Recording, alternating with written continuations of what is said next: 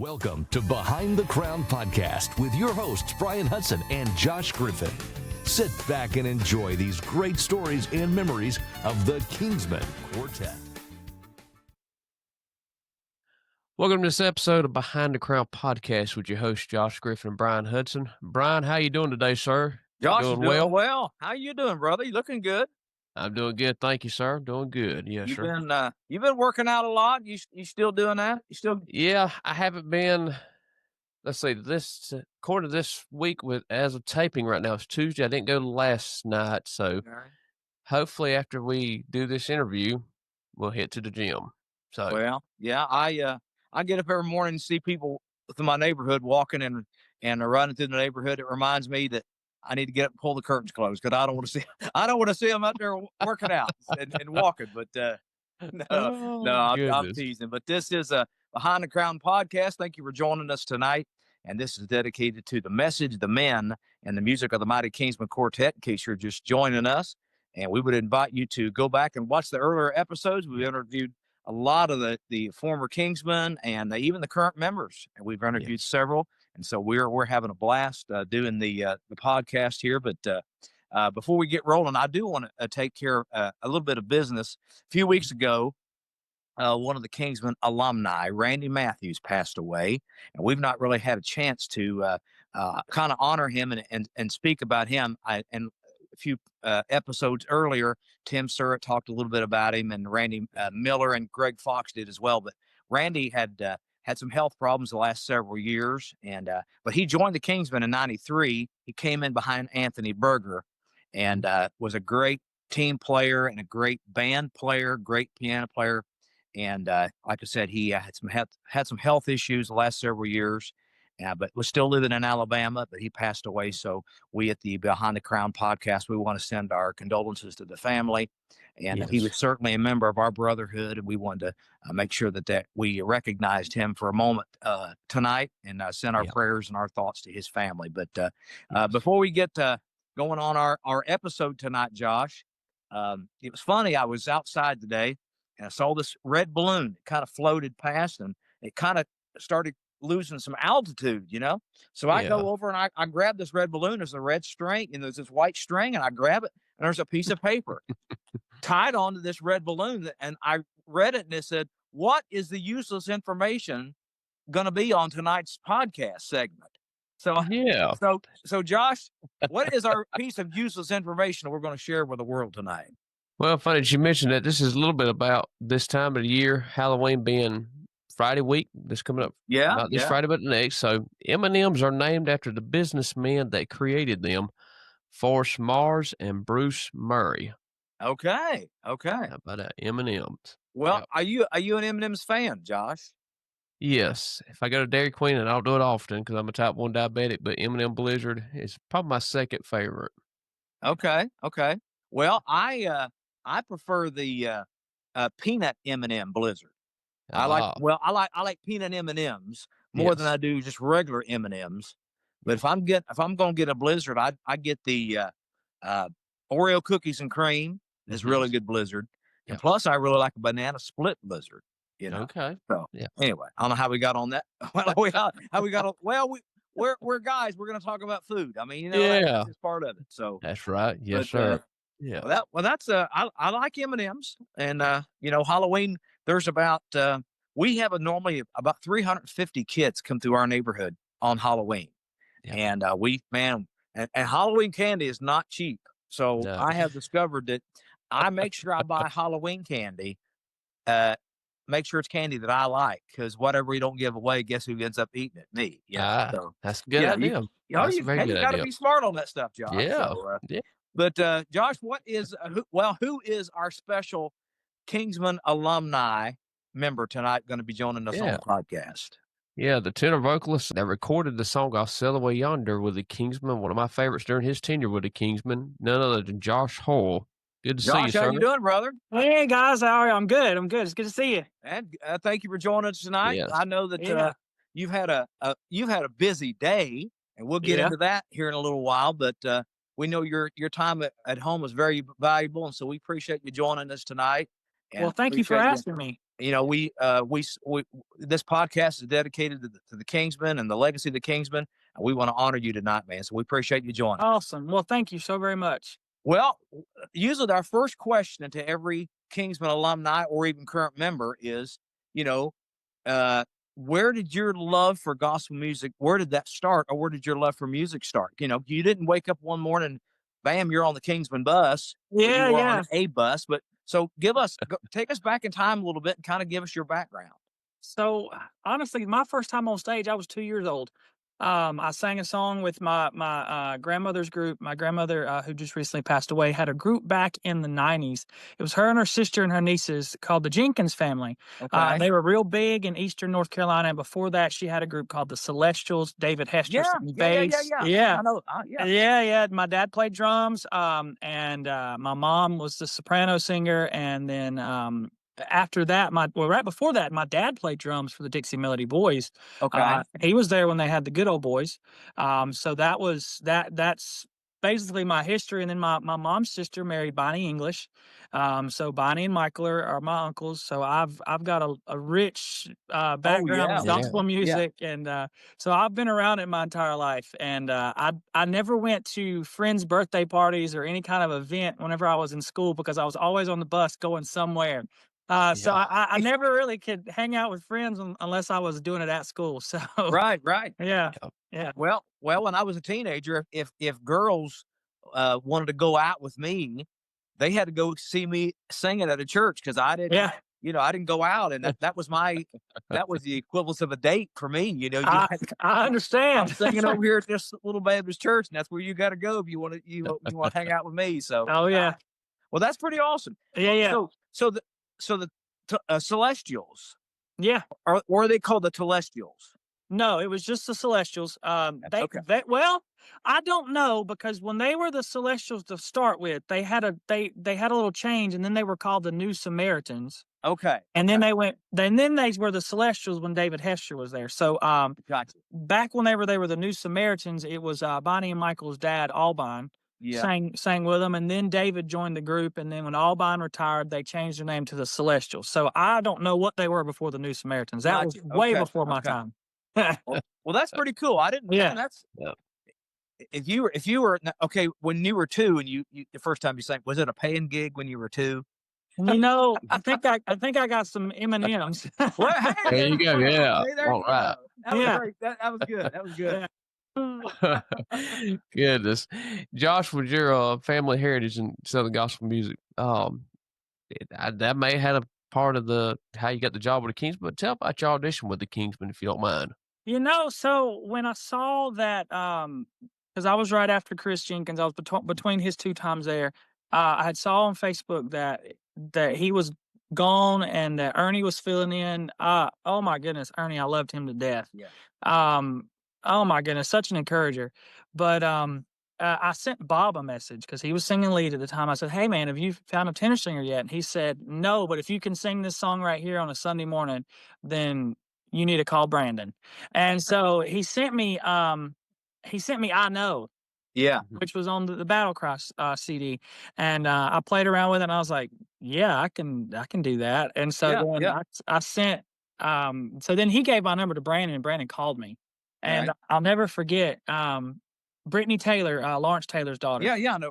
Brittany. We're really good friends. And back then we were like, all right, I'm going to go try out because I got to go meet the bus and try out before they leave. Yeah. And she said, all right, let's go. So we went, and I tried out. We drove back, and the next day Brandon calls me and he says, "Hey man, what are you doing next week?"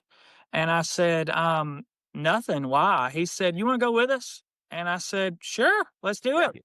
Yeah. And so I went out with him, and I was there for 2 years. I never left. I don't know if I was still filling in or if I ever just got the job. So the actual process, your audition process, was there any particular songs they wanted you to sing? I did Look for Me at Jesus' Feet. I did Glory Road, and I did I Know. We sat at the bus lot, and Bob wasn't there because they were going towards where he was at, so he got on the bus. So it was basically me and Randy and Ray and Brandon sat around a table and sang, and that's kind of how it went. Wow. Yeah. Wow. Yeah. That's pretty cool.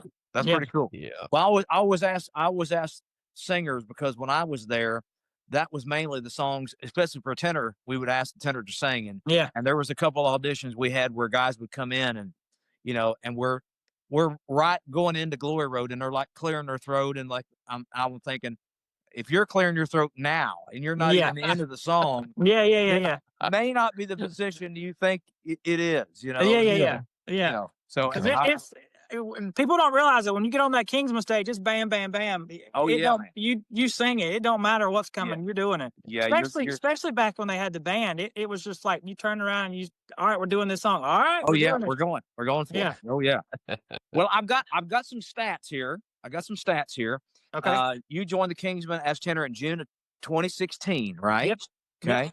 And you did the album They Don't Know in 2017. I did. And They Don't Know was a top 10 song. Okay. Yep. And Hear the Word of the Lord was a top 10 song. Yep. And you were featured on like 3 cuts. I mean, you were featured on the one Away Yonder that Josh mentioned. But God Calls It Grace. Man, that is a beautiful song. Oh my gosh. I love that gorgeous song. Do you have any idea where that came from? That's a great song. So I remember the writer. I don't remember.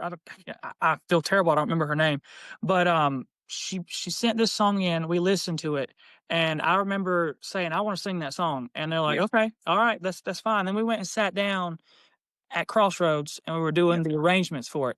And I remember sitting there, and we were like, "All right, let's do this, let's do that," and we don't want to be too hokey and be like, let's do something predictable. But they said, this time I want to. So at the end, he said, let's put in grace, grace, God's grace. And I was like, whoa. And it just changed the whole song. And once we went over that song, it just like, you just sat there with tears in your eyes because it's great. Yeah, great song. Because you could sing that song and it don't matter where you're at. Somebody out there in the audience is going through something that they think that they've gone too far. And they can't get back into God's grace, and that song just helped out so many people. Well, that's a great song, and I like the one the kind of up tempo was it Let Go and Hold Fast? Oh that was a great song too. That was a great song as well. But there's one on there called Fade to Black. Randy wrote that. I did not. Randy Crawford wrote that. Randy Crawford wrote that. I didn't think he was smart enough to write his name, let alone. I didn't either. I didn't either. What's funny is one week before we left, he said, "Hey man, can you come by the house? I got some songs I need you to do some demos for." And that was one of the ones I had to do the demo for. Okay. And then whenever we sent it in, because that was before we did the recording. Yeah. And so whenever we did it, I was like, "Hey, that sounds familiar. That's me." So, who is that? Yeah. And so then we picked the song. And I was like, "Well, I already know it, so let's get it done." So yeah. That was I would say that's a very unique song. It is. I'm going to have to send Crawford a message on that. I think he's smart enough to write something like that. Yeah. It makes you think. It makes you think because you think about the lyrics. It doesn't all just fade to black. And it's like, oh, okay. Yeah. Mm-hmm.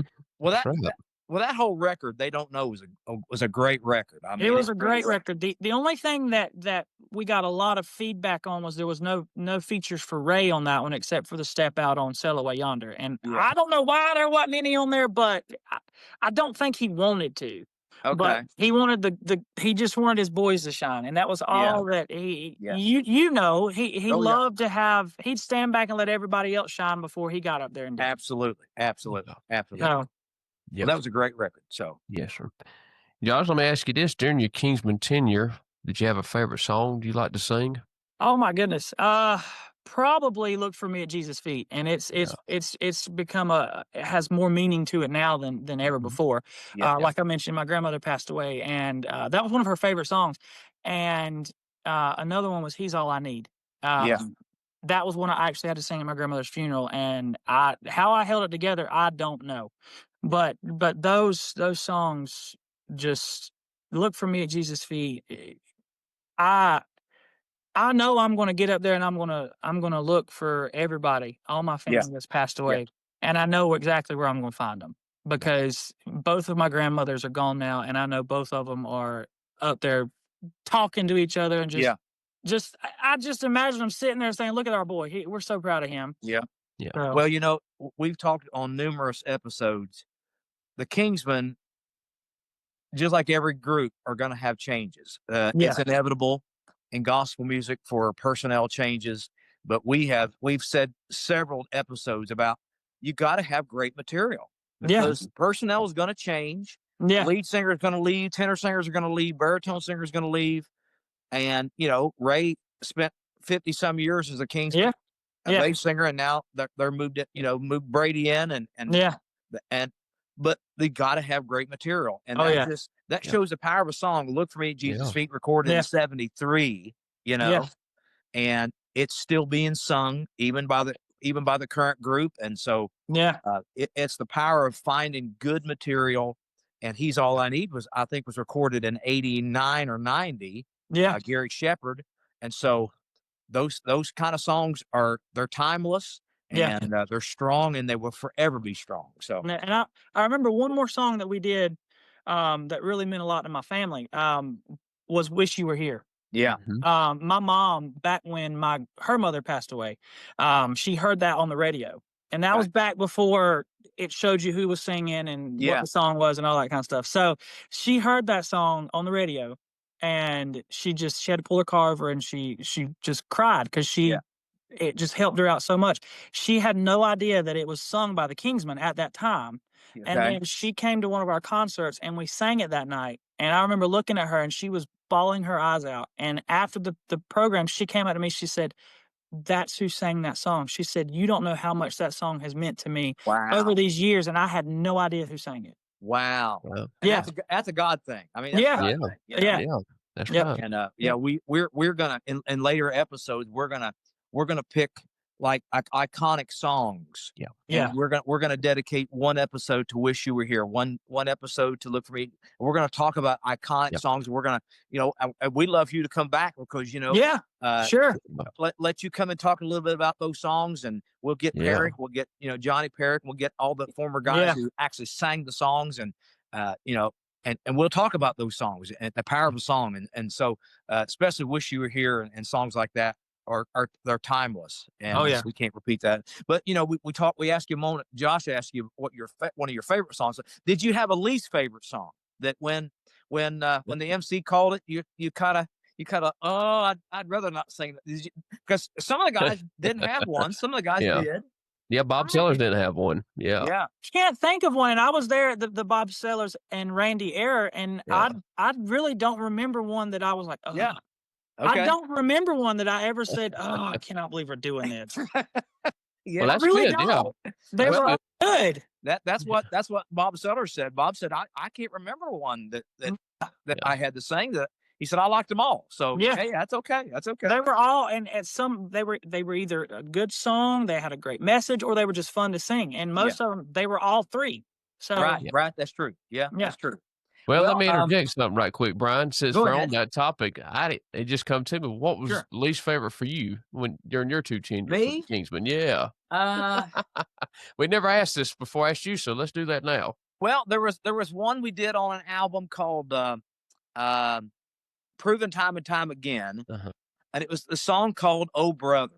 Yeah. Oh brother. Yeah. Da, da, da. I just never really cared for that song.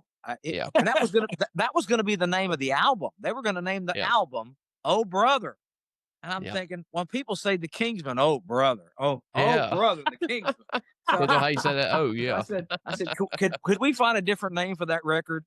And that's when I think we were doing the vocals on a couple songs that day, and one of the guys said, "How about the lyrics to the song I Never Trusted You More?" It's called "You're Proven Time and Time Again." That's the lyric. And so we took that line from that song and put it as the name of the album, "Proven Time and Time Again," because they were going to call it "Oh Brother." Like, no, not that.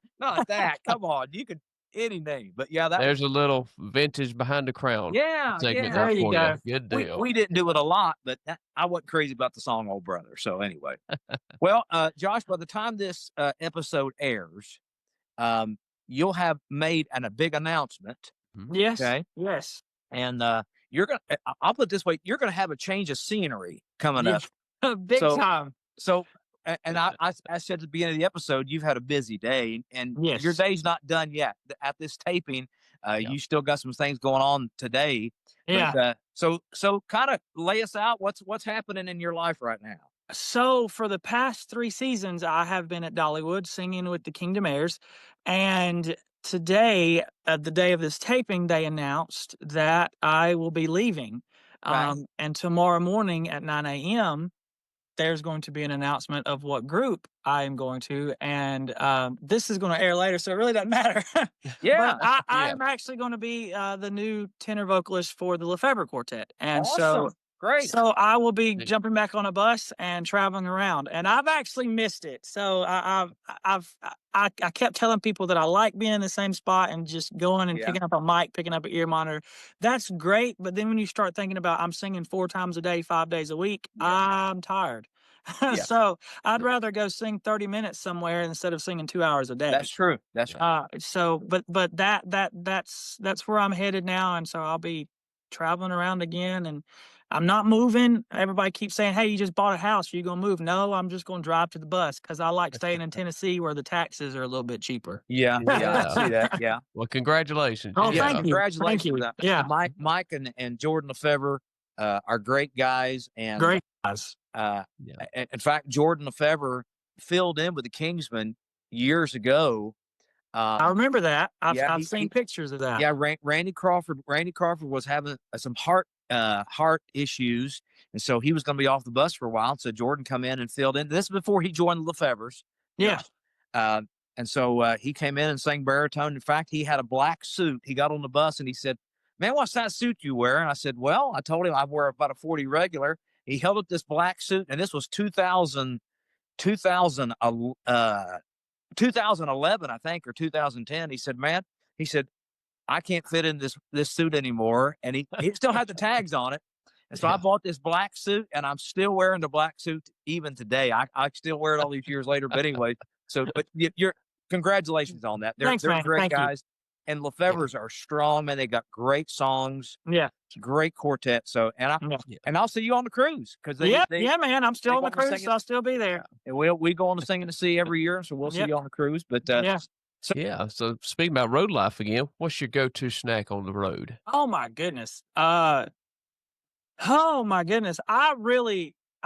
sucker for anything Reese's.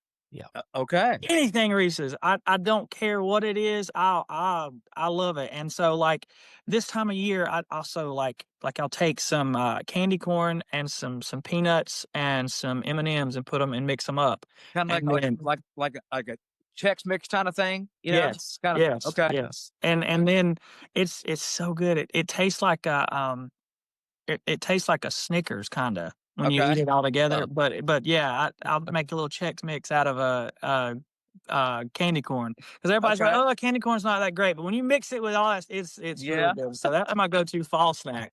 Well, when of course, you told me a couple of days ago through the phone that you were going to make this move to the LeFevres. I'm thinking, well, we can ask that question of what his go-to snack is because that'll help you out a little bit. Yeah, exactly. Exactly. Say, "Hey, I heard on the Kingsmen, I heard on the Behind the Crown podcast, he likes this, so we ought to take that to him on the road." So that and Coke Zero. Okay. You put this in an IV drip, I will survive. He will survive. Yeah. Well, it has been, you said 3 seasons since you've been on the road officially. But yes. Okay. So go back on maybe even your Kingsman days. What was one of your favorite things about being on the road? Being in a different place every night, seeing new faces every night, meeting new people every night. It's just that I liked being able to go out there and meet people, but I also like going out there and seeing the hurting people. Yeah. Because you never know what somebody's going through. You never know what you're going through that can touch somebody. Me and my family had a conversation the other day, and I keep bringing up my grandmother, but it's like where I'm at now, there's a structure. You can't talk much. You have to be off stage in 30 minutes. You can't stay on long. You can't keep the show long because you really can't talk. You really can't have time for like a testimony. You can't help somebody. But like my grandmother passed away, and then 2 weeks later, my aunt passed away. And now my grandfather, same side of the family, is in the hospital, just had to have emergency surgery a couple of days ago. Wow. So it's like boom, boom, boom. And it's like, what's going to happen next? But we were talking the other day, and it was like, I get to go back out on the road, and I get to help hurting people again, because I can get up there and talk about what I'm going through and say that God's still faithful. And don't stop praying, because just because you don't see the answer now, it's still going to come. You get to go out there, and people take it for granted, and you don't realize what is out there, who's hurting, who's going to come into this service and think, oh, I saw a bus, I'm just going to see what's going on, and not even know what's going on. And then I was able to touch somebody's life. I'm getting the opportunity to do that again, and that's what I'm excited about. Well, and not to get too off topic, but you talked about you losing some people in your life. I believe God allows us to go through things so we can help somebody behind us. Yep, sure. Because oftentimes when we face stuff, and Josh Griffin, you lost your mom a couple of years ago, and I believe, and I lost my brother back in January 2024. I believe God allows us to go through things so we can help somebody behind us, because when we're going through it, oftentimes we think, man, nobody knows how I feel. Yep. I'm alone in this situation. Nobody knows all the pain I'm going through. And when we can come in contact with them, and we can say, you know what? We know it's hard. We know it's hard to lose somebody, but we got through it. God helped us through it. Exactly. Yeah, God can use all of us to reach somebody coming behind us who thinks, man, I'm never going to get through this. I'm never going to be able to deal with this. And I say, you know what? Josh, he talked tonight about losing somebody. And I believe that God's going to use him, and God, God's speaking to me about pain and grief. And God's going to help me through this. So exactly. That's one of the reasons why I'm excited about going with Mike, because he's already had that conversation with me. He said, listen, we don't have a structure. He said, we may go up there with this and say, we're going to do this. He said, but if you feel led to say something, you look at me and say, hey, Mike, hold on a second. I need to say something. He said, I want to follow the Spirit. I want to follow what God wants us to do. He said, if you don't feel like you need to talk, don't. He said, but if you feel like you need to say something, or you need to connect with somebody, he said, do it. Yeah, that's right. So, and I appreciate that. Oh, absolutely. That's exactly right. Yep. So speaking of road again, what's your least favorite thing about time on the road?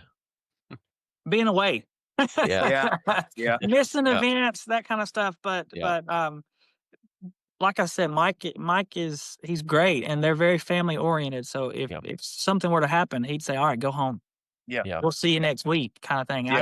I just know, just by getting to know him a little bit, he's just a family person. So they take off a week a month so that you're home with your family. Awesome. So, and sometimes those weeks line up to where it's at the end of the month, and then the next one's at the beginning of the next month. So you have even longer at home.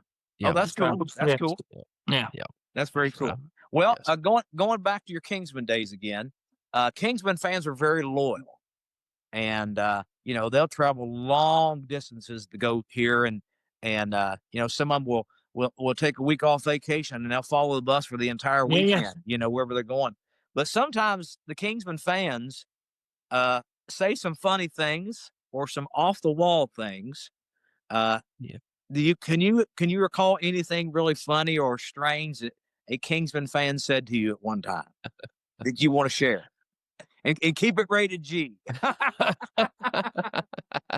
Yeah, well, a couple different things that stick out is after I had been there for a little bit, I started gaining a little bit of weight. Okay. And one person came up and said, man, you're getting fat, ain't you?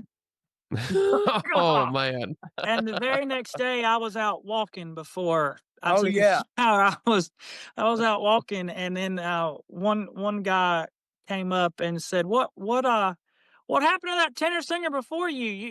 You're definitely not him. And I'm like, oh yeah, I know. Thank you. Yeah, I know. Just different things like that. They just feel like entitled to say, and it's just thanks. Yeah. Yeah. Well, a lot of people don't realize. I mean, you're singing maybe 2 hours a night, but the rest of the time, it can be you can turn to food. Boredom. For just sheer boredom. Hey, it's midnight. You get done with the concert, you're starving to death. Let's go eat some hamburgers and French fries, and it's real easy to pack on the pounds when you're on the road like that. Oh yeah, or everybody's hungry. What's open? Waffle House. All right, let's go. Oh yeah, let's go. Like you need Waffle House at 11 o'clock at night. Yeah. Hello, this is Kingsman alumni Randy Crawford. Thanks for supporting the Behind the Crown podcast. Well, I'll interject this too. It ain't no script, but as a PSA to fans that are listening, be careful what you say. I mean, these guys are regular guys, you can laugh and cut up with them, but just, be mindful what you tell them at the table, at the product table, Yeah, I know you won't hear these two guys say it, and that's fair, but thank you for saying that. But I guess I think if you're going to give a piece of advice to a young person joining gospel music, you gotta, one of the pieces of advice you got to give them is, you're going to have some strange things said to you. You're going to have a lot, because fans, they come and see you, and this ain't knocking anybody, believe me, right. But they feel like, well, they come and see you one or two times, or they bought a ticket. They have a right to tell you what they think. And sometimes you really have to rein yourself back and say, okay, I really got to be careful how I respond to this. So because sometimes the things they say is really hurtful and hateful. Anyway, we're going to move on. Josh, if you could pick 3 singers, okay, past or present, that you could sit maybe and sing a song with or do a concert with, just 3 singers, random singers, anybody you want to pick. Don't even have to be gospel. Who would you pick if you could pick 3 singers, past or present? Anybody. That I would sing with, or that I'd hear them sing? That you could join in and you could sing a little bit with them. Okay. 3 other singers, to maybe form a group and sing. Who would it be? Like me, I would pick my brother. My brother's in heaven. I'd pick my brother to sing another song with, and I'd put other singers around him. So who would you pick if you could pick 3 or 4 singers to sing a song with? Who would you pick? Oh my goodness, I've got so many heroes in gospel music, and it's so weird that most of them are my friends now. So it's like I could sit around with anybody and just name anybody and say, all right, let's just sing something, because there's just so many people. But I would love to sing with my grandmother again. I would love to sing with her again. And my other grandmother, she actually taught my aunt how to play the piano, and she taught my aunt and my mom how to sing. So I would love for my grandmother to, both of them, just to be able to sing with one of them and the other one play the piano. I just let them both sing and sit back and just listen. Oh yeah. But I mean, I would love to sing with Ray again. I would love to sing with Ray again, because right before I started with the Kingdom Heirs, I was singing with the Griffins, and we did a date with the Kingsmen, and they had a fill-in for the lead singer and a fill-in for the tenor singer, and Brandon came up to me and he said, "Hey, will you sing the second half?" And I said, "Sure." Yeah. And I got to sing with Ray again, and it was so much fun. I think I saw a video of that. I saw a video of that. Yes. Yeah. So it was so much fun. So I would, I could keep naming people that I would say I would love to sing with Vestal. Yeah. Because I mean, I never got to see her live, but I would love to just sing with Howard and Vestal. Just sit around. Let's sing something. But that would be cool. That'd be cool. Very cool. Brian, let's change up this question right quick. I'm going to change up right quick. Josh, who's your favorite coming up as a kid? Favorite professional group? Like mine was Kingsmen, of course, everybody knows that, but anybody like that you know that you can name? I will tell you my favorite quartet when I was a kid, and you're going to think I'm telling a story, but it was the Kingsmen. When I was a kid, it was the Kingsmen Gold City. Those were my 2. And so when they did King's Gold together, it was just like, wow. My favorite mixed group back when I was a kid was the Perrys. Yeah. So, and the Goodmans. So that was, I had them both. I had both of them on standby. So it didn't matter if I was listening to a quartet or if I was listening to a mixed group. Those were my 2 go-tos. That's cool. That's cool.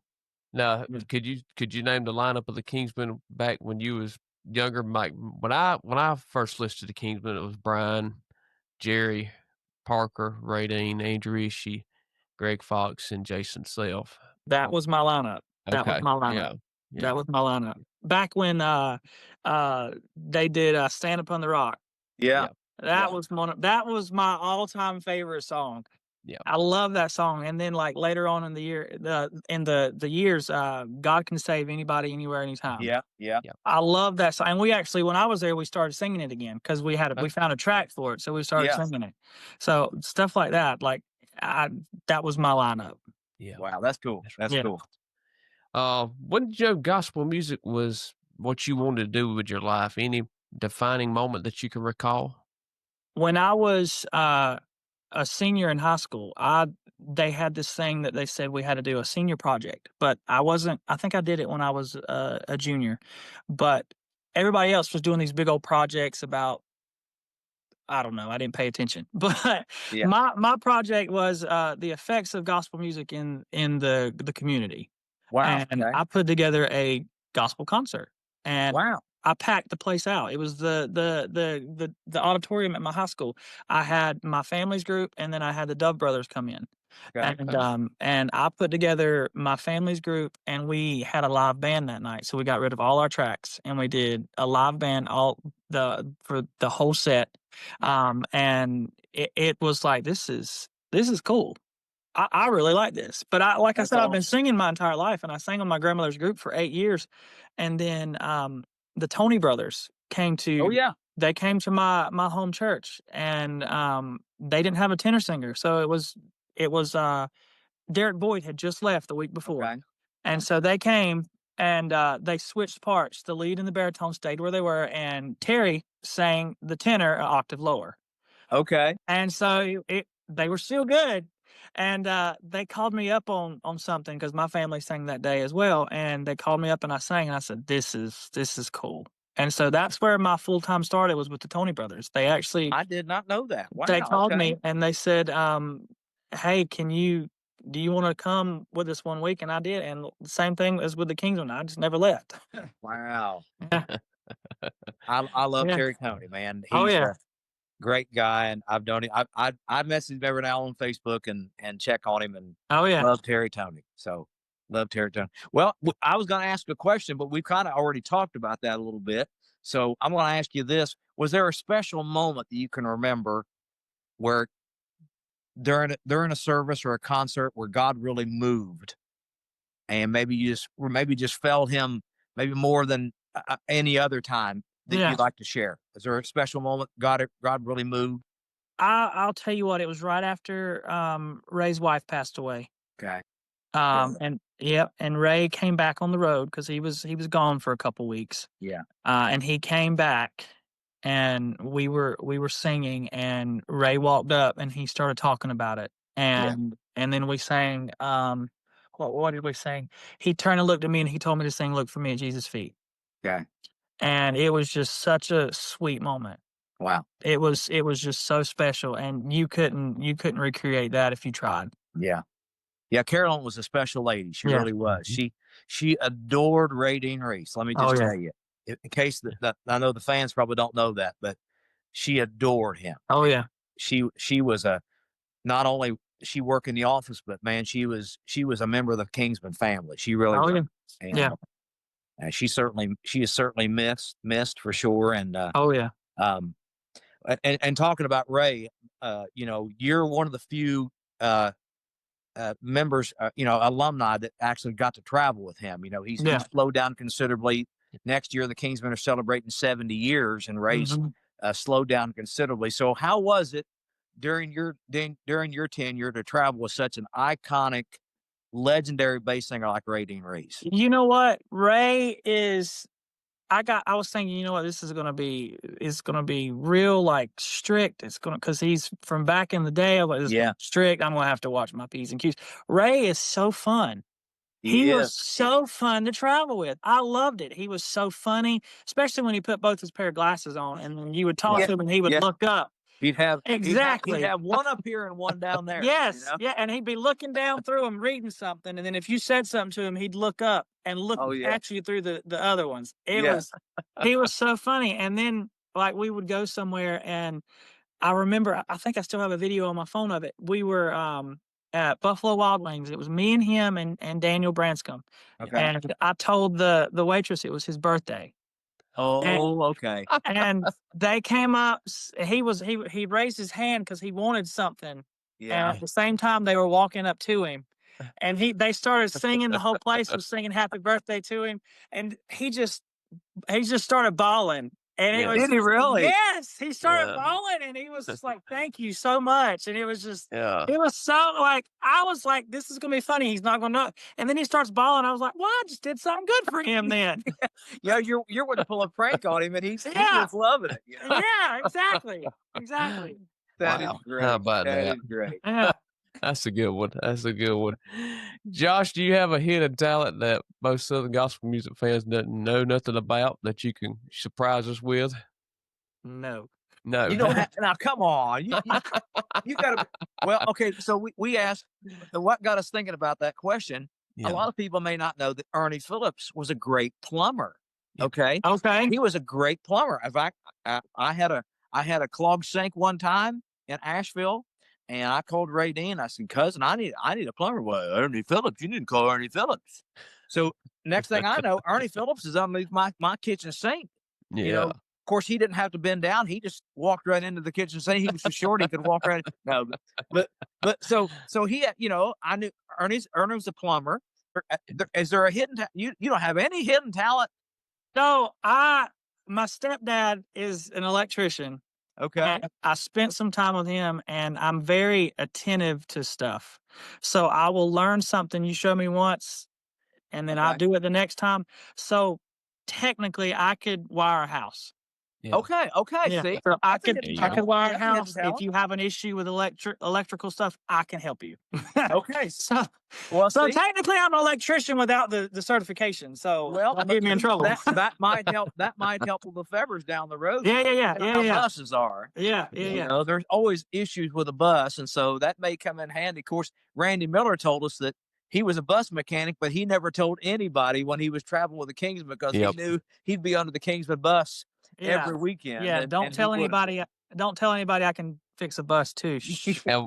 We asked Randy Miller if he wanted to apologize to Greg Fox about that, but he didn't. He said he didn't feel the need to. So yeah. Well, that's very cool. Yeah, very cool. Oh, Josh, before we wrap it up, you got a good, funny road story. I know you share one about Randy and a good one, right? But you got a good, funny one that you can share with us tonight. I actually do. I do. So, Brandon is funny. Okay, and doesn't try to be funny. We were at a church, and he was moving the bus, and me and Ray walked out at the same time, and we're just standing there on the porch watching him, and we're just shooting the breeze. And Brandon's backing up across this parking lot, and I mean, he's not backing up slow. Okay. And then he's looking up, and he's smiling, going at me, and me and Ray. And I looked at Ray. I said, "He's going back into that light pole." And Ray goes, "Cousin, I think he is." And next thing you know, that bus goes bam into this light pole, and this light pole just goes so slow, hits the ground and busts. And me and Ray's just looking at him like this. We don't react because we knew it was going to happen. He hit it so hard that the concrete pillar that it was on goes under the bus, cracks the oil pan. And the bus had to sit there all night while we did the concert, just like sitting in the middle of the parking lot.